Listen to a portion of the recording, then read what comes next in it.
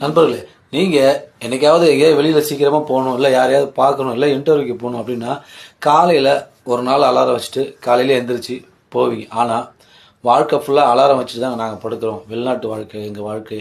ஏன்னா இங்கெல்லாம் கரெக்டாக 3 மணிக்கெலாம் அலாரம் வைக்கணும். 3 மணிக்கு அலாரம் வச்சு எழுந்திரிச்சா தான் காலையில் பாத்ரூம் வசதி கிடைக்கும். அப்புறம் 4 மணிக்கெலாம் போனால் தான் டிஃபனே அன்றைக்கி கிடைக்கும். லேட்டாக போனால் டிஃபனும் கிடைக்காது. முக்கியமாக 5 மணிக்கெலாம் சைட்டுக்கு வேலைக்கு போயிடணும். 10 நிமிஷம் லேட்டாக போனால் கூட அன்றைக்கி ஆப்சண்ட்டு தான். வேலையை செஞ்சாலும் ஆப்சண்ட்டு தான். இப்படி எங்கள் வாழ்க்கை 1 நாள் 2 நாள் இல்லைங்க. 3 வருஷமாக நான் வேலை செஞ்சிட்ருக்கேன். 3 மணிக்கெலாம் அலாரம் வச்சு டெய்லியும் எழுந்திரிச்சிட்ருக்கேன். எப்படா தூக்கம் வருதோ இல்லையோ அலாரம் டங்குன்னு அடித்தா 3 மணி நாங்கள் எழுந்திரிச்சிடுவோம். எப்படா அலாரம் வைக்காமல் நிம்மதியாக தூங்கலான்னு நான் ஏங்கிட்டு இருக்கேன், கனவு கண்டுட்ருக்கேன். அந்த நாள் எப்போ வரும் நான் கனவு கண்டுட்ருக்கேன்.